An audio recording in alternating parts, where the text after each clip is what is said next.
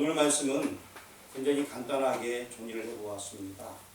4장 전체를 보니까 내용이 너무나 길어서 제가 맨 처음에 한 번에 다 내용을 말씀드리려고 하다가 오늘은 간단하게 잃어버린 자를 찾으시는 주님이라는 제목을 가지고서 말씀을 전하려고 합니다. 주님께서는 항상 먼저 다가오셨습니다. 어떤 사람들은 믿음의 확신이 없는 사람들도 있어요. 내가 교회를 다니기는 다니는데 댕기기는 댕기는데 나한테 믿음이 있는가? 나한테 정말 예수님을 사랑하는 마음이 있는가? 이런 분들도 있을 겁니다. 오늘 말씀을 통하여서 그 주님을 만나길 바랍니다. 오늘 말씀의 주 내용은 예수님과 사마리아 여인과의 대화입니다. 요한복음은 각 장마다 중요한 표적이나 사건들을 기록하고 있습니다. 1장 같은 경우에는 말씀이 유신이 되어 우리 가운데 거한다라고 말씀하고 있습니다. 말씀이 유신이 되었다. 이 말씀은 곧 하나님이시다라고 말씀하면서 즉 하나님께서 사람들과 같이 하시려고 이 땅에 오셨다라는 말씀을 1장에서 합니다. 이보다 더 큰 이적은 없기 때문에 1장에서는 그분이 이 땅에 오셨다라는 메시지로 시작을 하고 있습니다. 2장에서는 가나의 혼인잔치가 나와 있습니다. 물로 포도주를 만들었습니다. 굉장한 기적입니다. 하지만 이 물로 포도주를 만들었다는 기적 자체가 의미가 있는 것이 아니라 잔치 자리에 예수님께서 오심으로 말미암아 그 잔치가 풍요로워졌고 아름다워졌다는 것입니다. 구약 성경에 예언하기를 주님께서 오시게 되면은 큰 잔치가 열린다라고 말씀하셨는데 그것을 예표로 하여서 바로 이 2장에서는 잔치 자리를 보여주고 있었던 것입니다. 1장 같은 경우도 하나님께서 이 땅에 오셨다는 것입니다. 사람의 모습으로 사람과 같이 되시려고. 2장에서도 예수님께서 그 잔치에 오셔야지만 그 잔치가 복된 잔치가 되는 것입니다. 우리가 교회에서 이렇게 찬양을 드리고 예배를 막 드립니다. 오늘 날씨가 허더워서 덥긴 하지만 어떤 데는 찬양 드리다 보면 막 마음이 뜨거워져서 막 더울 때가 있어요. 그렇죠? 그래서 막 뜨겁게 찬양합니다. 근데 뜨겁게 찬양하는데 거기에 예수님 안 계시면 아무런 소용이 없다는 것입니다. 그 자리에 예수님이 계셔야지만 거기에는 역사하심이 있고 은혜가 있다 하겠습니다. 3장에서는 예수님이 만난 사람 중 최고의 인물인 니고데모를 만나게 됩니다. 니고데모는 많은 고민을 하게 됩니다. 구원의 문제 때문에 예수님을 만나게 되고 결국 그는 구원을 받았는지 안 받았는지 모르겠지만 돌아가게 되었습니다. 하지만 예수님께서는 이번에 니고데모를 먼저 찾아간 것이 아니라 니고데모가 예수님 찾아왔잖아요. 그런데 예수님께서는 말씀으로 그의 마음을 찌르셨습니다. 말씀으로 그에게 다가갔습니다. 그래서 그 말씀을 깨우쳤으면 니고데모는 구원받은 자가 되었을 것입니다. 4장에서는 가장 비천한 여인 중 한 사람인 사마리아 여인과의 대화가 나와 있습니다. 그렇다면 오늘 본문을 통해서 잃어버린 자를 찾으신 예수님의 대화에서 좀 깊게 생각을 해보려고 합니다. 자, 한번 따라 하시길 바랍니다. 찾아와 만나 주시는 분. 찾아와 만나 주시는 분. 누가요? 예수님께서 찾아와 만나 주셔요. 누굴 만나 줄까요? 나를 만나 주셔요. 나를 만나야 되는데 옆집 아줌마요, 뒷집 아저씨, 나랑 관계없으면 곤란합니다. 찾아와 만나 주시는 분이 누구라고요?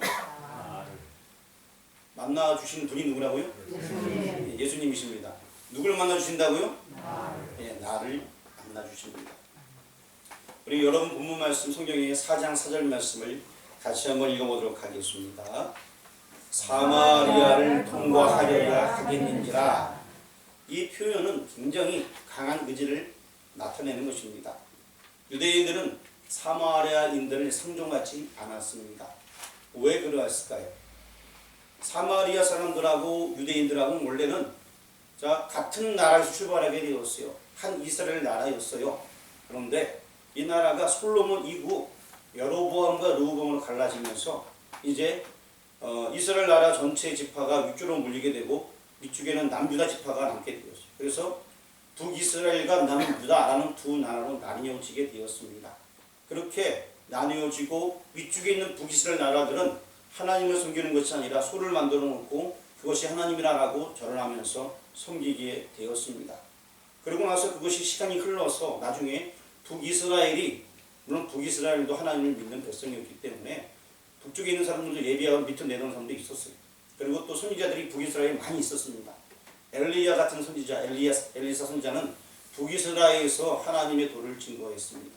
그런데 이 북이스라엘 나라가 아수르라는 나라에 의해서 멸망을 받게 됩니다. 그러고 나서 아수르라는 나라가 정책을 피게 되었는데 그것이 무슨 정책이냐면 아수르가 자기네 사람들을 글로 보내는 거예요. 이스라엘 지역에. 그래서 서로 같이 살게끔 만들었어요. 그러니까 북이스라엘 사람들은 어떻게 되었을까요? 유대인이라고 한다면은 굉장히 어떤 민족의 특수성이 있어요. 우리 민족을 가리켜서 대한민국 사람을 가리켜 단일민족이라 얘기하죠. 지금은 많이 이제 뭐 변화되고 있지만 일단은 대한민국은 단일민족이라고 얘기하는데 유대인들도 단일민족이었어요. 그런데 북이스라엘은 이때 아수르 시대 때 혼혈이 생겨나기 시작하게 된 거예요. 왜냐면은 거기 있는 사람 이주시키기도 하고 또 아수르 사람들이 거기다 심기도 했습니다. 그러다 보니까 혼혈이 되어버린 거예요. 그럼에도 불구하고 북이스라엘 사람들 가운데서는 아직도 그 하나님에 대해서 알고 있는 사람들이 있었고 하나님을 찾는 사람들이 있었단 말이죠. 그러니까 이 남유다 입장에서는 북이스라엘을 굉장히 싫어하는 거예요. 너희들은 혼혈되어진 주제에 어찌하여서 하나님 백성이나 하느냐 하면서 굉장히 싫어했던 거예요. 그래서 성경에 보게 되면 개처럼 취급했다라고 표현하고 있습니다. 어떻게 하나님의 약속을 버리고 그렇게 했느냐 이겁니다. 남유다 같은 경우에는 역시 한번 나라가 망하고 포로로 갔다 왔지만 그대로 그 민족이 포로 그대로 갔다 그대로 왔거든요. 그러니까 남유다는 우리는 그대로 돌아왔는데 너희들은 그렇지 아니하다라고 하면서 북이스라엘을 탓하는 것입니다. 북이스라엘을 가리켜서 북이스라엘의 핵심 지역이 사마리, 서울이 사마리아거든요. 사마리아 지역은 특별히 수도다 보니까 많은 사람들이 막 혼혈이 되어버린 거예요. 그래서 특별히 거기 있는 사람들을 무지하게 싫어했습니다. 그런데 오늘 본문 말씀 보니까 사마리아를 통과하여야 하겠는지라 라고 말씀하고 있습니다. 보통 유대 사람들은요 갈릴리를 가려면은 여기 밑에서 갈릴리라는 동네가 있어요. 그러면 위에 갈릴리인데 가운데가 사마리가 있단 말이죠. 삥 돌아서 요단 동편으로 돌아서 갔어요. 이렇게 예전에는 돌아갔는데 예수님께서는 나는 그냥 가겠다라고 말씀하시는 것입니다. 나는 유대인들이 하는 그런 방식으로 지나지 않고 나는 사마리아로 들어가겠다라는 결의를 보이시는 것입니다. 예수님께서는 사마리아 수가라는 동네에 있는 우물곁에서 한 사마리아 여자를 만나십니다. 이 여인을 만나시기 위하여서 예수님께서는 사마리아로 들어가게 된 것입니다. 다시 말씀드린다면 예전에 제가 거라사 귀신 들린 사람 얘기한 적이 있습니다. 그 한 사람 구원하기 위하여서 예수님께서는 배를 타고 거라사까지 가서 귀신 들린 사람을 쫓아내고 정상을 만든 다음에 배를 타고 돌아온 적이 있습니다. 그 한 사람을 위해서 예수님께서는 찾아가셨던 것입니다. 우리는 지금 유대 민족도 아닙니다.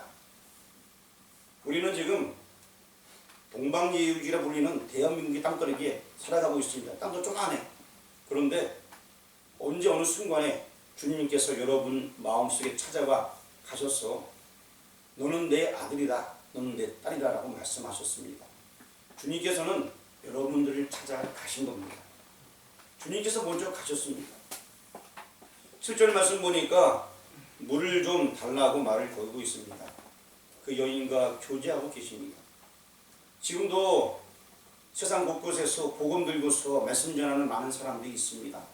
말씀을 가지고 증거하는데 어떤 사람들은 그것을 거부하는 사람이 있는가 하면 어떠한 사람은 받아들이는 사람이 있습니다.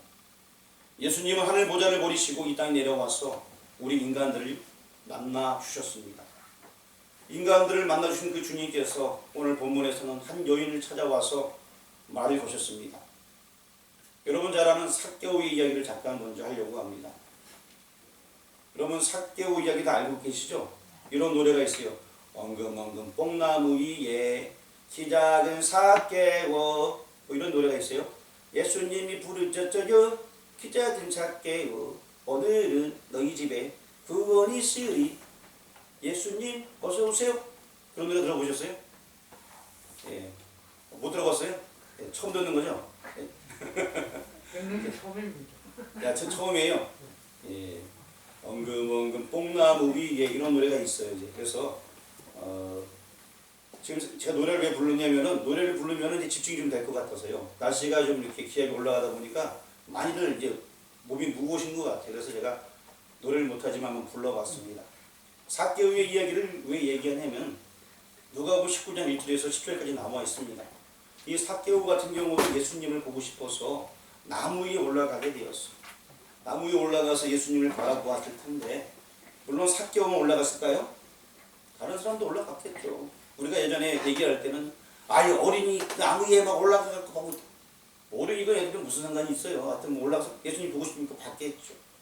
근데 예수님께서 가다가 발걸음을 멈추어서 삭개오를 보시면 말씀하십니다. 삭개오야 내려오라. 오늘 내가 내 집에 유하여야 하겠다라고 말씀하셨습니다. 자, 예수님께서 야 거기 나무 위에 올라간 사람 누구야? 그 이름 뭐야? 저 삭개오인데 삭개오인데 이렇게 안 하세요. 그냥 부르셨어요. 그냥 알고 계셨어요. 그 사람의 모든 마음 행동 생각 다 알고 계시고 그냥 불렀어요. 삭개오야 바로 불렀어요. 무슨 얘기인지 아시겠습니까?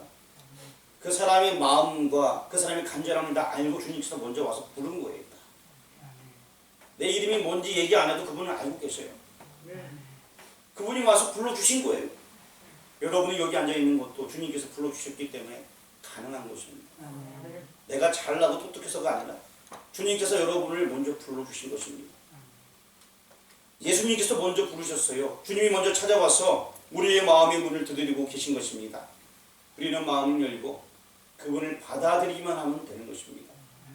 잃어버린 자를 찾으시는 주님께서는 지금 사마리아 지역에 있는 한 여인을 찾아서 그를 만나 주셨고 지금 그를 부르고 계시는 것입니다. 그 여인은 자기에 대해서 아무것도 모를 것처럼 이야기했습니다만 예수님은 이미 다 알고 계셨습니다. 여러분 본문 말씀 우리 9절 말씀 한번 같이 읽어보겠습니다. 사마리아 여자가 있는데 당신은 유대인으로서 어찌하여 사마리아 여인 나에게 물을 달라 하나이까 하니 이는 유대인이 사마리아인과 상정하지 아니함이로라. 자, 아까 말씀드렸던 대로 유대인들과 사마리아인은 이런 갭이 있었습니다. 자, 주님께서는 먼저 찾아오시고 두 번째는 구원을 베풀어 주십니다. 지금 이 여인은 당신은 어찌하여 다른 유대인들과 같지 아니하나이까? 라고 얘기합니다. 유대인들은 여기 지나가지도 않고 나한테 말도 안 거는데 당신은 어찌 다른 사람과 같지 아니하나이까? 당신은 도대체 누굽니까? 라고 말씀하고 있습니다. 여러분 본문 말씀 4장 10절 말씀 여성분들만 읽어보겠습니다. 시작. 예수께서 대답하여 이르시되 내가 만일 하나님의 선물과 또 내게 물 좀 달라 하는 이가 누구인 줄 알았더라면 내가 그에게 보았을 것이요 그가 생수를 내게 주었으리라. 아멘. 아주 잘 읽으셨습니다. 여기 10절 말씀을 남성분들만 크게 한번 읽어보세요. 시작. 예수께서 대답하여 이르시되 내가 만일 하나님의 선물과 또 내게 물 좀 달라 하는 이가 누구인 줄 알았더라면 내가 그에게 보였을 것이요 그가 생수를 내게 주었으리라. 아멘. 여기서 누구인 줄 알았더라면 이 말씀이 중요하기 때문에 두 번 이렇게 한 겁니다. 누구인 줄 알았다면. 요한복음 기자는요 예수가 누구인가를 알기를 끊임없이 바라고 있습니다. 지금 이 여인은 그 예수님이 아직 누구인지 몰랐어요. 누구인지를 알았더라면 굉장히 중요한 문구인 것입니다. 그가 누구인지 아는 사람은 그 앞에 나와서 자복하고 회개하며 하나님 자녀 되기를 갈망하게 될 것입니다. 또 요한복음 4장 12절 말씀 4장 12절 말씀 다 같이 한번 읽어보겠습니다. 우리 조상 야곱이 이 우물을 우리에게 주셨고 또 여기서 자기와 자기 아들들과 짐승이 다 마셨는데 당신이 야곱보다 더 크니까. 생수를 주겠다는 당신은 누구십니까? 당신은 야곱보다 큰 분이십니까? 라고 묻고 있는 것입니다. 지금 이 여인의 물음은요 야곱보다 크다라는 이 이야기는 정말 당신이 내가 생각하던 그 메시아가 맞습니까? 라는 그 물음이 같이 들어져 있는 것입니다. 북이스라엘에 살고 있었던 사마리아 여인이지만 메시아에 대해서 이 여인은 이미 알고 있었다는 것입니다. 예수님의 대답을 한번 보도록 하겠습니다. 13절 14절 말씀 이어서 읽겠습니다. 예수께서 대답하여 이르시되 이 물을 마시는 자마다 다시 목마르려니와 내가 주는 물을 마시는 자는 영원히 목마르지 아니하리니 내가 주는 물은 그 속에서 영생하도록 솟아나는 생물이 되리라. 주님께서 이렇게 말씀하십니다. 나는 그런 사람이야. 내가 주는 물을 마시는 자는 영원히 목마르지 아니해. 영생하도록 솟아나는 그러한 생물이 될 거야 라고 주님께서 말씀하고 있는 것입니다. 사실 예수님께서는요, 이 말씀하시면서 마음속에 이미 이사야의 예언이 다 들어있었을 것입니다. 예수 그리스도는 이사야가 예언한 아름다운 노래를 생각하면서 이 말씀을 지금 하고 계시는 것일 겁니다. 이사야 12장 3절 말씀 앞에 적어놨는데 한번 보도록 하겠습니다. 시작. 그러므로 너희가 기쁨으로 구원의 우물들에서 물을 기르리라. 메시아가 오게 되면은 구원의 우물에서 물을 기른다.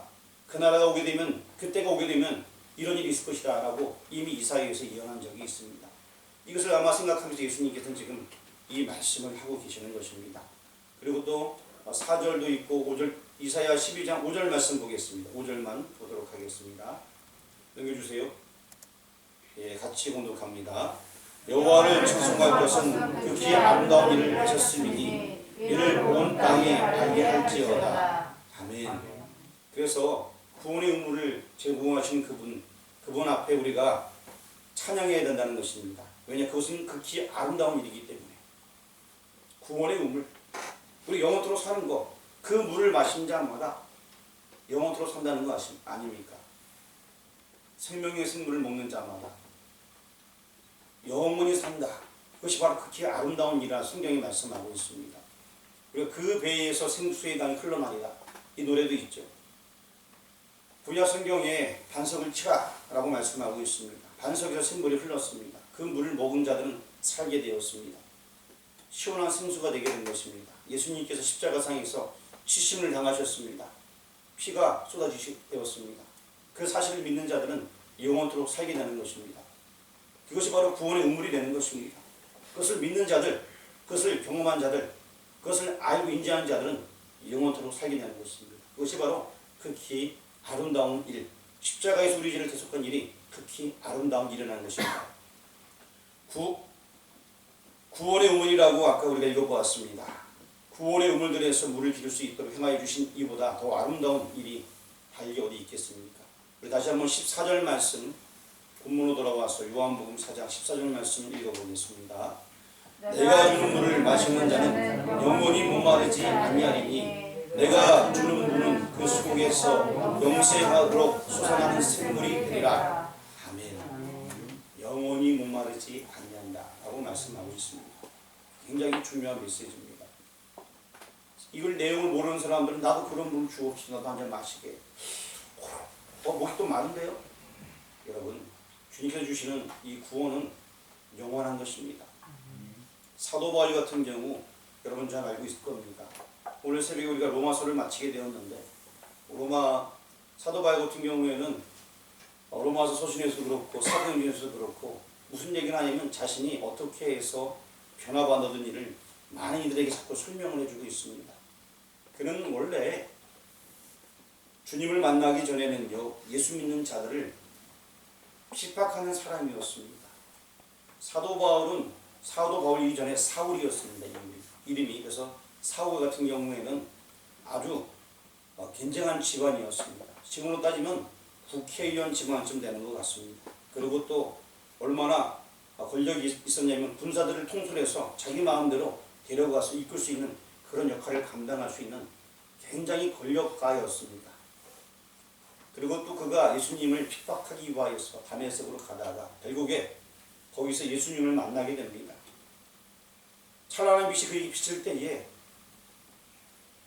누구십니까? 라고 물으니까 나는 너희가 핍박하는 예수다 라는 음성을 듣게 되었습니다. 깜짝 놀라게 되었죠. 그러고 나서 이 사울은 변화받게 되었습니다. 그러고 나서 그 이름을 나중에 바울로 바꾸게 되었고 또 사도라 부름을 칭을 먹게 되었습니다. 그러므로 말미암아서 그 인생이 바뀌어지게 되었습니다. 그 이후에는 복음 전하는 자가 되어서 바울이 1차 선교 여행, 2차 선교여행, 3차 선교여행, 4차 선교여행을 하게 되었습니다. 여러분, 바울이 편지를 보냈고 선교여행했던 지역들, 그것이 바로 유럽 지역들이에요. 기독교가 부흥하게 된 것은 사도 바울의 뿌리가 있었기 때문에 가능해진 것입니다. 사도 바울이 발로 디뎠던 그 모든 곳에 복음이 전해짐으로 말미암아 하나님의 놀라운 역사심이 나타나게 되었습니다. 사도 바울을 통하여 구원의 복음이 이방인들 즉 온 세계로 확장되게 되어서 지금 우리에게까지 오게 된 것입니다. 주님은 구원을 베푸시는 분입니다. 사도 바울을 변화시켜서 사울을 변화시켜서 사도 바울 되게 하셨고 그를 통하여서 복음이 온 천하에 증거되게 하셨습니다. 이제 주님은 여기 모인 우리를 사용하셔서 이 구원의 소식을 전하길 원하고 있습니다. 이제 저와 여러분이 이 시대에 복음의 일꾼을 부름받았습니다. 이 구원의 복음을 전하는 저와 여러분이 되기를 주님의 이름으로 축원합니다. 또 예수님은 세 번째로 갈증을 해소시켜주는 분입니다. 사실 사마리아 여인은 심히 목마른 사람이었어요. 왜 목마랐을까요? 이 여인이 한 날에 나와 있어서 목이 말랐을까요? 열심히 운동하고 있어서 목이 말랐을까요? 자고 일어났더니만 목이 말랐을까요? 왜 목이 말랐을까요? 예? 말씀을 사모한 목마름이 있었다. 설명을 드리겠습니다. 이 여인은 성경에 보니까 남편이 몇 명 있었다? 5 남편을 갈아보았으나 이 여인은 만족함이 없었어. 갈아보았어, 이 사람이. 어떤 남편은요, 돈이 많은 사람이 있을 수 있겠죠. 어떤 남편은 명예가 있는 사람도 있을 수 있고요. 어떤 사람은 건세가 많은 사람이 있을 수 있겠고, 어떤 사람은 캐릭적인 사랑을 가진 사람도 있을 수 있겠습니다. 그러나 그것을 마실수록 더욱 목이 마를 뿐 그 갈증은 아무도 해소시켜 줄 수가 없었습니다. 이 여인은 다시 말해서 세상에 많은 일을 해봤지만 결국 그 여인의 목마름은 해결함이 되지 아니했습니다. 여인은 예수님과 대화 중에 그분이 메시아인 것을 알게 되었습니다. 당신이 야곱보다 큰 사람입니까? 결국 메시아 곧 그리스도를 만나게 되었습니다.